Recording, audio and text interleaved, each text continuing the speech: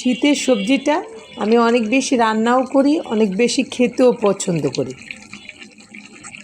এই সবজি প্লেট আর বাটি ভরে না খেলে মন ভরে না।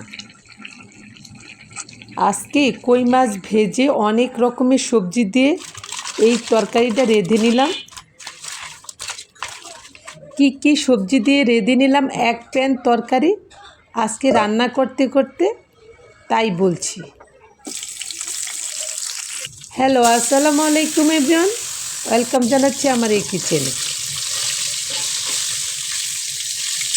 আজকে মাছ গুছাতে রান্নাটা অনেক বেশি দেরি হয়ে গিয়েছিল, তাই দু চুলায় বসিয়ে দিলাম।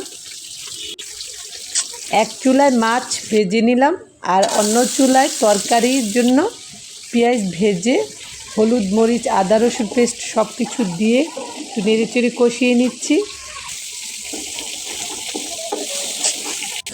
মশলা আমার প্রায় কষানো হয়ে গেছে। আমি ভেজে রাখা আলুগুলি দিয়ে দিলাম, সাথে কপির কয়েকটা ডাঁটাও দিয়ে দিয়েছি। অন্য চুলায় আমি একটু ফুলকপিগুলি ভেজে নিচ্ছি, একটু হলুদ লবণ দিয়ে ফুলকপিটা একটু ভেজে নেব তেল দিয়ে। আর কষানো আলু ও সিমের উপর ভেজে রাখা ফুলকপিগুলি দিয়ে দিলাম। এখন আমি আলু সিম আর ফুলকপি নেড়ে চেড়ে মশলার সাথে মিশিয়ে একটু ঢেকে কষিয়ে নেব। এখানে আমি সব তরকারি একটু ভেজে দিয়ে দিয়েছি। এক চুলায় ভাজাভাজির কাজগুলি সেরে নিলাম আর অন্য চুলায় রান্নাটাও বসিয়ে দিয়েছি, যাতে তাড়াতাড়ি করে রান্নাটা সেরে ফেলতে পারে। সবজিগুলি সব কষানো হয়ে গেছে, এখন পরিমাণ করে ঝোল দিয়ে দিয়েছি। একদম প্যান ভর্তি হয়ে গেছে। সব সবজি আর মাছ দেওয়ার পর প্যানে আর জায়গা হচ্ছে না, পরে চেঞ্জ করে নিয়েছি আমি কড়াইটা একটু।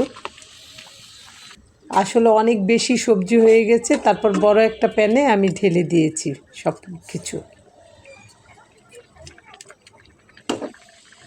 সবশেষে পেঁয়াজ পাতা ও পাকা টমেটো আমি বিছিয়ে দিয়ে দিয়েছি, কাঁচামরিচও দিয়ে দিলাম। আর এইসব তরকারি একটু ঝোল খেলে ভালো লাগে বেশি। রান্না প্রায় হয়ে গেছে, এ পর্যায়ে আমি কেটে রাখা ধনেপাতাও দিয়ে দিলাম। ধনেপাতা কাঁচামরিচ আর সবজি মিলে দারুণ একটা মজার একটা স্মেল আসছে। ভালো থাকবেন সবাই, আল্লাহ হাফেজ।